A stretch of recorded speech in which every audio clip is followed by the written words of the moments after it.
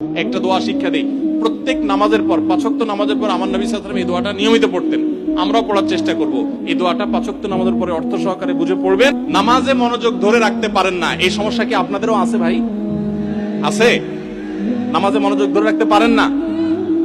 আজকে আমি আপনাদেরকে নামাজে মনোযোগ ধরে রাখার জন্য কয়েকটা টিপস, কয়েকটা পরামর্শ দিয়ে যেতে চাই, এবং আমি নিজে এগুলোর উপরে আমল করে আলহামদুলিল্লাহ ফল পেয়েছি, পরীক্ষিত।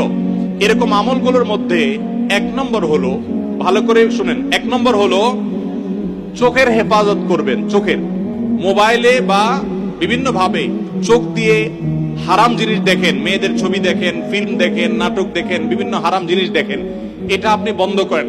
পরীক্ষামূলক 1 মাসের জন্য আপনি একটু চোখের রোজা করেন, আত্মনিয়ন্ত্রণে করার চেষ্টা করেন। যেই পুরুষ নিজেকে নিয়ন্ত্রণ করতে পারে না, সে আবার কিসের পুরুষ, সে আবার কিসের যুবক?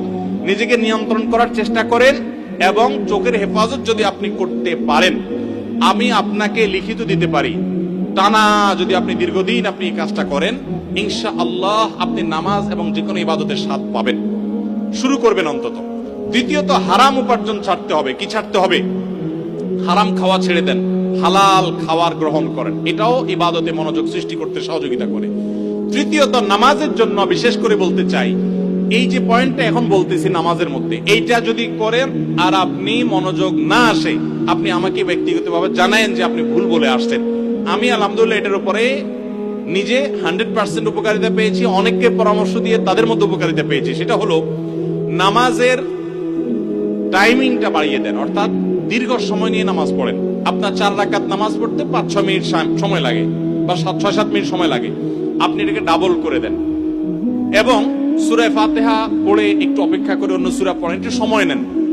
একইভাবে রুকুতে গিয়ে একটু লম্বা সময় ধরে তাসবিহ, সাধারণত আপনি 3 বার তাসবিহ পড়েন, এবার আপনি 6 বার 7 বার পড়েন, 9 বার পড়েন, আরো বেশি করে পড়েন, একটু সময় বেশি নেন। রুকু থেকে উঠেই আবার সিজদা যান সব সময়, আজকে সেটা করেন না। রুকু থেকে উঠে একটু দাঁড়ান, একটু অপেক্ষা করেন, একটু দেরি করেন। নবী সাল্লাল্লাহু আলাইহি ওয়াসাল্লাম রুকুতে যে পরিমাণ সময় থাকতেন, রুকু থেকে উঠে দাঁড়িয়ে তার কাছাকাছি, কারিবাম মিনহু, হাদিসের ভাষ্য, তার কাছাকাছি থাকতেন। অথচ আমরা রুকু থেকে উঠেই দৌড়তেই। তো আপনি উঠে একটু অপেক্ষা করেন, দাঁড়ান, অন্য সময়ের চাইতে ডাবল সময় দাঁড়ান। এভাবে যদি প্রত্যেকটা কাজ আপনি সময় নেন এবং ধীরে ধীরে করেন, ইনশাআল্লাহ বিইذনিল্লাহ আপনি নামাজের মধ্যে মনোযোগ দেখতে পাবেন। 3টা গেল। 4 নম্বর হলো, নামাজের মধ্যে যে সূরা কেরাতগুলো পড়েন, এটা আজকে আমরা 3 কুল সম্পর্কে আপনাদেরকে বললাম। নামাজের দোয়াগুলো, সূরাগুলো, কেরাতগুলো, এগুলোর অর্থটা বোঝার চেষ্টা করবেন, তাহলে নামাজের ভিতরে ওই অর্থের কথা আপনার মাথায় আনতে পারবেন, আপনার মনোযোগ ধরে রাখতে পারবেন।